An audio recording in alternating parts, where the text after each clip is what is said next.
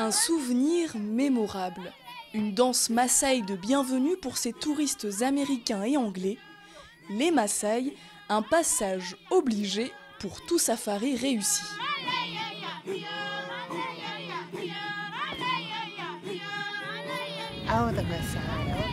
Oh, les Maasai, ils sont merveilleux. C'est tellement intéressant de découvrir leur culture, leur mode de vie, leur spiritualité. C'est tellement fascinant. Pour découvrir le folklore Maasai, chaque touriste a payé 60 $. En tout, cette compagnie de tourisme débourse environ 25 000 $ par an pour la communauté Maasai, un acte loin d'être désintéressé. Nous essayons de les éduquer à diminuer leur nombre de têtes de bétail. Au lieu d'en avoir 10 000, ils peuvent en avoir 200. Parce que chaque jour, la terre se réduit, elle ne s'étend pas. Des Maasai pour le spectacle, mais sinon trop encombrants, jugés nuisibles à l'environnement par le surpâturage de leur bétail. Un avis partagé par les autorités tanzaniennes qui optent pour une solution radicale, chasser ces éleveurs de leurs terres.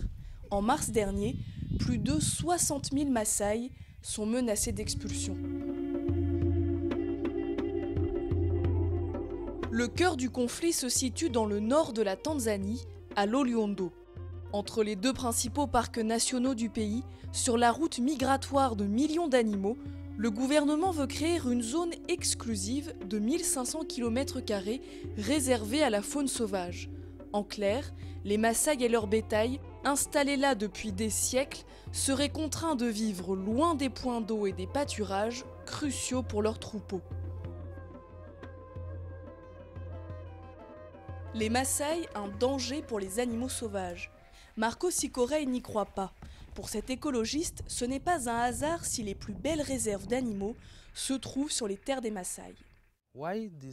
La terre où vivent les Maasai est une aire préservée parce que leur mode d'élevage pastoral coexiste avec les animaux sauvages. Par exemple, il y a une herbe que le bétail mange en premier. Comme ça, il rend accessible d'autres herbes pour les animaux sauvages. C'est de la facilitation alimentaire. Par la transhumance, les Maasai permettent aussi au sol de se régénérer.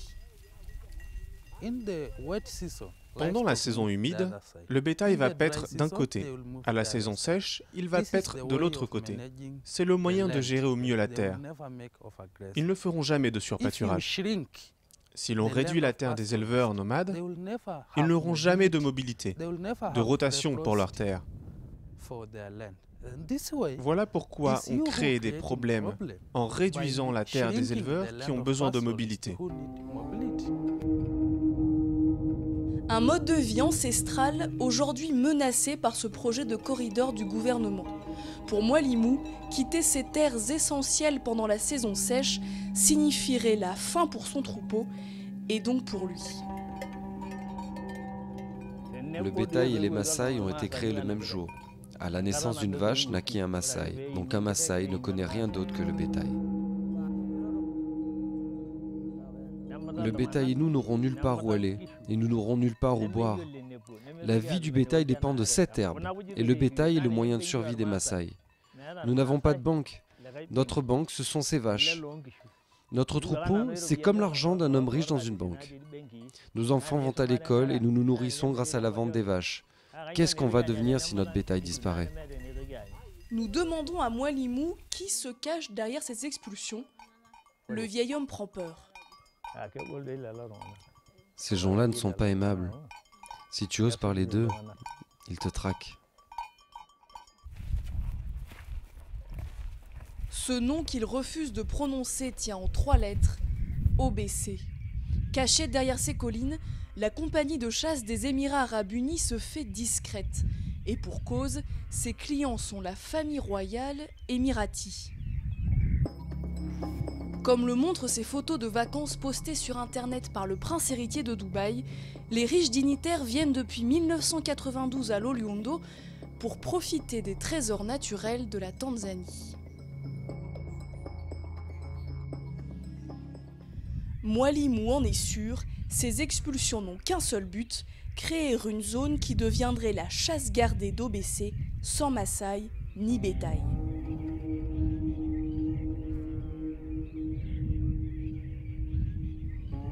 Samuel, un activiste Maasai, tient à nous prouver qu'OBC se cache bien derrière ces expulsions. À sa demande, nous partons de nuit pour ne pas être repérés. Au lever du jour, la tension monte. Nous sommes inquiets car nous approchons du camp des Arabes.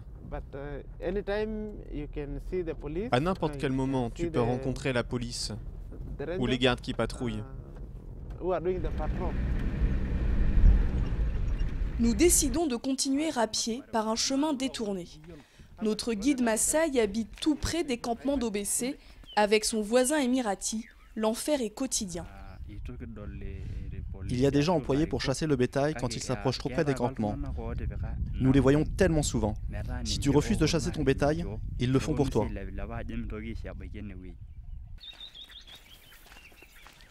Samuel ne croit pas à l'argument officiel d'expulser les Maasai pour préserver l'environnement. Pour une raison simple, révélatrice, une fois arrivé au sommet de la colline. OBC est placé en plein milieu du corridor. C'est pourquoi nous pensons que le gouvernement ne se soucie pas de la nature.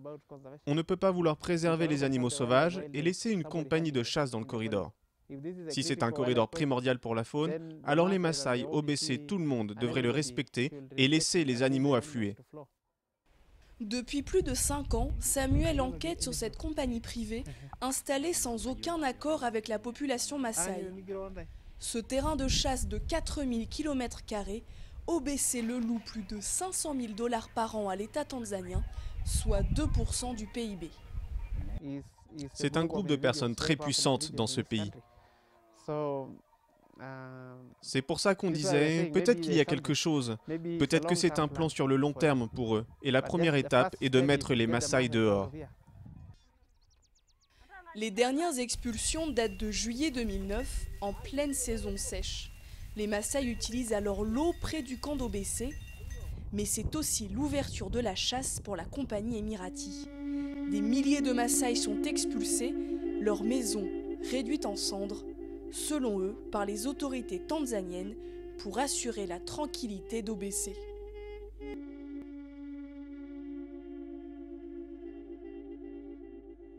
Samuel nous emmène voir Ngo Didio. En 2009, sa femme et lui ont vu leur maison brûler sous leurs yeux. Ça, c'était l'entrée. Ça, la pièce pour les vaches et les veaux. Et ça, la grande chambre. Non, j'aime pas revenir ici. Ça me fait mal. Quand le feu a commencé à ravager les maisons, puis quand tout a brûlé, même les vaches, que tu vois tout en train de partir en fumée, tu ne sais plus où aller. Tu détestes cette terre. Tu as juste envie de mourir, de ne plus vivre. Ngo Didio et sa famille sont contraints de fuir plus loin, sur des terres arides. Sans eau pour son bétail, le jeune Maasai retourne alors sur la terre interdite, près des campements d'OBC.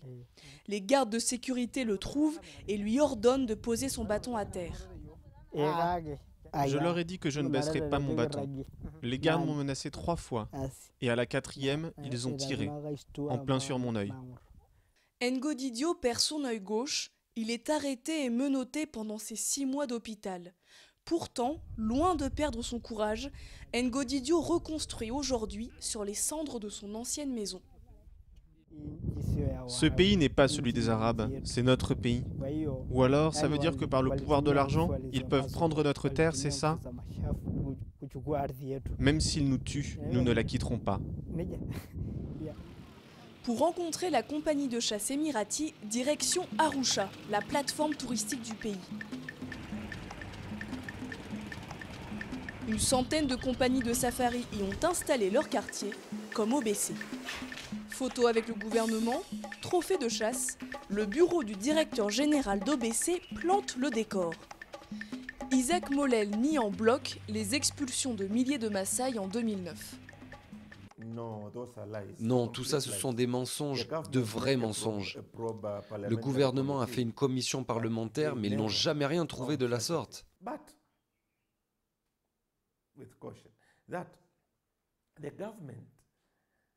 Mais attention, personne dans ce monde ne peut vivre comme il le veut.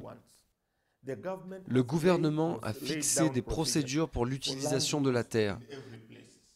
Il a donc prévenu les habitants de Loliondo que leur quantité de bétail était trop importante par rapport à la zone. Les troupeaux ne font qu'augmenter jour après jour.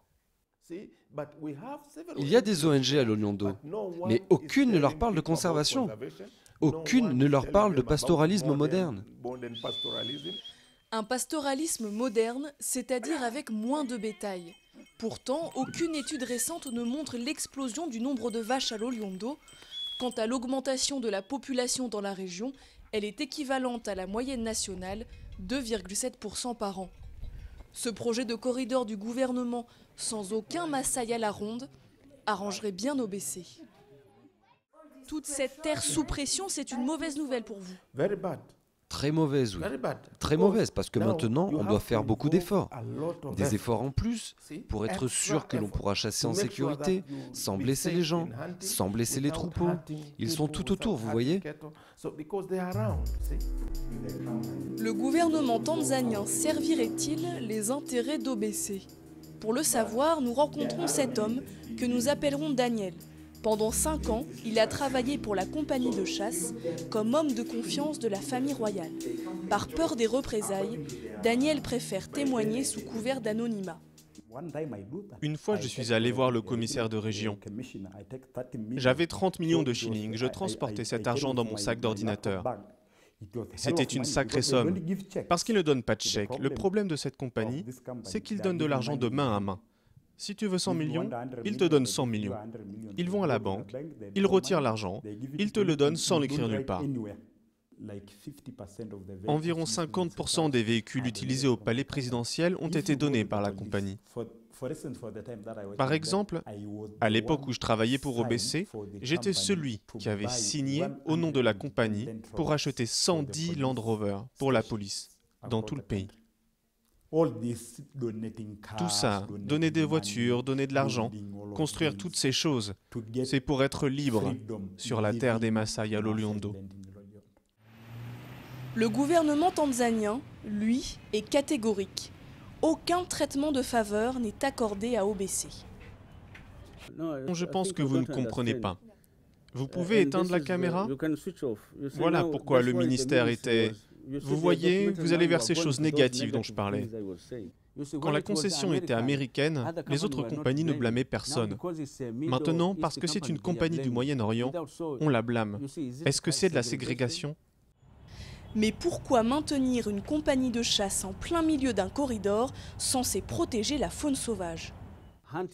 La chasse est l'un des moyens de contrôler le nombre d'animaux pour qu'ils ne détruisent pas l'environnement. C'est fait d'une manière contrôlée, mais nous récupérons beaucoup d'argent grâce à ça. Cet argent permet de financer nos mesures de conservation. Pour protéger les animaux sauvages, la chasse serait donc plus utile que les Maasai, mais surtout plus rentable. En tout, le tourisme a rapporté près de 2 milliards de dollars aux caisses de l'État en 2012, avec pour la première fois 1 million de touristes en Tanzanie. Que pèsent les Maasai face à ces milliards de devises étrangères? Les anciens seigneurs de l'Afrique de l'Est sont désormais pris en étau entre les parcs nationaux et les compagnies de tourisme qui vendent tous le mythe d'une nature à l'état pur, sans homme. Quitte à arrêter, battre, chasser les Maasai qui oseraient faire paître leurs troupeaux sur ces terres défendues, une malédiction que même leur dieu Enkai ne semble pouvoir conjurer.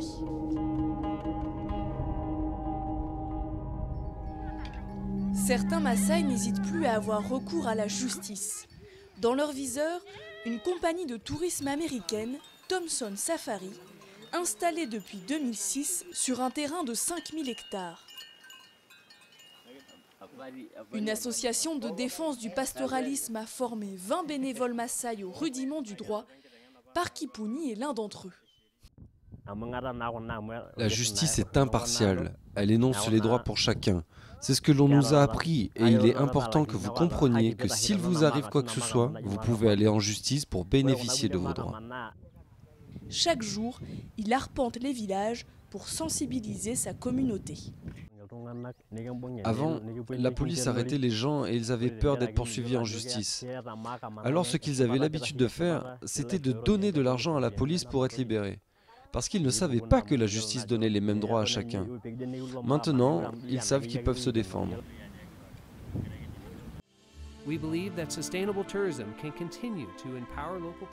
Dans cette vidéo promotionnelle, Thomson Safari affirme respecter les Maasai.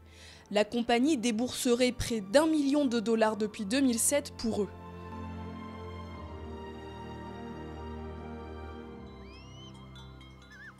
Pourtant, Somito, du haut de ses 18 ans, a décidé de porter plainte contre la compagnie américaine. En 2012, ce jeune éleveur Maasai est arrêté avec 4 de ses amis, battu et emprisonné 4 jours pour avoir fait paître son troupeau près du camp touristique. La frontière est ici. Leur territoire commence à partir d'ici jusque là-bas. Lors du procès, Thomson Safari accuse Somito d'être entré dans une propriété privée. L'affaire se conclut par un non-lieu. Somito n'est pas condamné, une première victoire pour lui. Mais c'est toujours avec la peur au ventre que l'éleveur part faire paître le troupeau familial. Quand les vaches partent là-bas, je dois attendre ici car si je les suis, je serai arrêté et torturé. Alors je reste là à surveiller de loin mes vaches et quand les patrouilles chassent ce troupeau, je ne peux les récupérer qu'ici. Voilà ma limite, la fin pour moi. C'est bizarre de se sentir étranger sur sa propre terre. Quelques kilomètres plus loin, toujours à Loliondo, nous retrouvons Mwalimou. Loin de baisser les bras face aux menaces d'expulsion, le vieil homme ne rate aucune réunion. Les Maasai s'organisent pour faire valoir leurs droits. Encore une réunion, et c'est toujours le même cri de désespoir. Qu'il me tire dessus ou envoie une bombe sur moi. Je ne l'accepterai jamais. Jamais. Je n'accepterai jamais que ces étrangers aient notre terre. Cette terre nous appartient par la naissance, elle nous appartient par la loi, elle nous appartient en tout. L'arme des Maasai pour sauver leur terre, pas de lance ou de flèche, mais des titres de propriété, des documents officiels des années 1950. À l'époque, les Britanniques avaient expulsé les Maasai de la région de Serengeti pour en faire une réserve naturelle, à une condition, leur donner en échange les terres de Loliondo. C'est inapproprié et inacceptable pour le gouvernement de prendre encore un peu plus notre terre. Parce que ce document et l'accord que l'on vous a présenté sont des preuves que nous avons donné les terres du parc national du Serengeti au gouvernement. Et en échange, nous pouvions rester sur cette terre. Les Maasai sont aussi prêts à une coopération avec le gouvernement. Nous sommes en train de développer des plans pour l'utilisation des sols dans chaque village. Ces plans limitent le surpâturage, l'usage excessif de certaines zones en désignant des espaces différents pour le pâturage selon les périodes de l'année. En fait, nous voulons mettre sur papier ce que nous faisons depuis des années. Abandonner signifie la fin pour nous. Nous n'abandonnerons jamais, tant que nous aurons la force. Jamais. Il y a quelques semaines, le gouvernement tanzanien a suspendu le projet de corridor, reconnaissant les Maasai comme partie intégrante de l'écosystème. Une victoire pour la communauté de Loliondo, mais pour l'instant, la loi n'a toujours pas été modifiée. La menace de futures expulsions plane toujours. La bataille pour la terre continue.